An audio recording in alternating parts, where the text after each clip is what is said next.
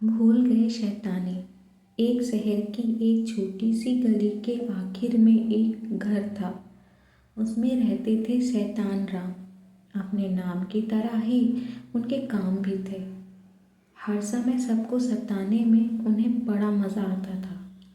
उनके घर के लोग उन्हें समझाते थे, लेकिन आदत से मजबूर शैतान राम समझते ही नहीं थे। वैसे उनका असली नाम तो सुंदर था, लेकिन अपनी आदतों के कारण उनका नाम शैतान राम ही पड़ गया था। एक बार की बात है, उनके घर के सब लोग कहीं बाहर गए हुए थे। शैतान राम घर में अकेले थे। गली के एक घर में एक मुर्गी और उनके कुछ दोस्त रहते थे। शैतान राम उन्हें अक्सर परेशान किया करते थे। कभी मुर्गा को उठाकर कमरे में बंद कर देते थे, तो कभी मुर्गे की गर्दन में रस्सी बांधकर उसे घुमाते थे। मुर्गा मुर्गी ने सोचा कि शैतान राम को सबक सिखाया जाए। उन्होंने अपने कुछ साथियों से बात की। सब उनकी मदद करने को तैयार हो गए। तो मुर्गा मुर्गी ने अपने कुछ दोस्तों को साथ लिया। वे बिल्ली, चूहा, अंडा, कैंची, सुई और गुलदस्ता को लेकर शैतान राम के घर पहुंचे। वे सब धीरे से घर के अंदर चले गए। घर में कोई भी नहीं था। शायद शैतान राम कहीं गए हुए थे।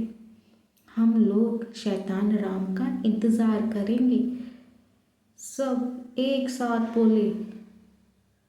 बिल्ली उनकी रसोई में जाकर छिप गई।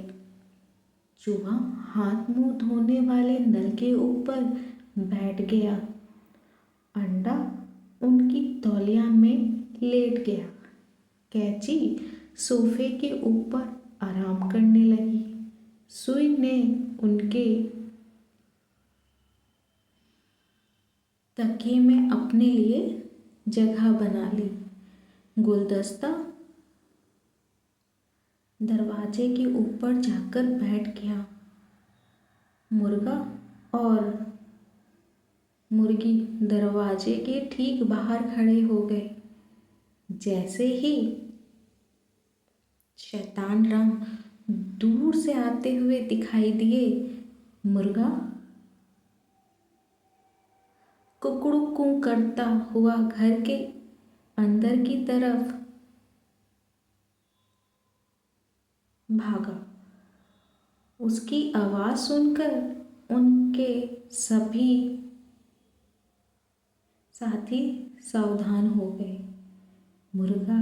मुर्गी भागी मुर्गे के पीछे और उनके पीछे भागे शैतान राम। मुर्गा दौड़कर रसोई की ओर गया। शैतान राम उनके पीछे पीछे जैसे ही रसोई में पहुँचे, अंधेरे में बिल्ली उनके ऊपर कूदी। वे घबराकर आटे के डिब्बे में गिर पड़े। मुंह धोने के लिए वे नल की ओर भागे। आंखों में आटा चला गया था। उनको ठीक से दिखाई भी नहीं दे रहा था। जैसे ही नल खोलने के लिए उन्होंने हाथ बढ़ाया, चूहे ने जोर से उनकी उंगली में काट लिया। दर्द से चीखते हुए और अपनी आंखें साफ करते हुए वे तौलिया ढूंढने लगे। और जैसे ही उन्होंने तौलिए से मुंह पोंछा, अंडा उनके पूरे मुंह पर घूम गया। वे थक कर सोफे पर बैठ गए। पर यह क्या, वहाँ तो कैंची पहले से ही उनका इंतज़ार कर रही थी। जोर से चुभी तो शैतान राम उछल गए और सीधे बिस्तर पर गिरे। उनके तकिए में लगी हुई सुई उनके गाल में चुभी। शैतान राम की हालत खराब थी। वे घबरा कर दरवाजे की ओर भागे। जैसे ही उन्होंने दरवाज़ा खोला, पीतल का गुलदस्ता टक से उनके सिर पर गिरा। शैतान राम बेहोश होकर वहीं गिर पड़े। जब उन्हें होश आया तो उनका पूरा घर बिखरा हुआ पड़ा था।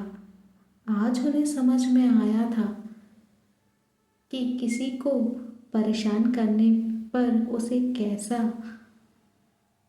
लगता होगा। उस दिन के बाद शैतान राम ने किसी को भी कभी परेशान नहीं किया। धीरे धीरे सब उनकी शैतानियाँ भूलने लगे। आज भी वे उसी शहर की उस गली में रहते हैं, लेकिन अब उन्हें सब सुंदर कहकर पुकारते हैं, शैतान राम नहीं।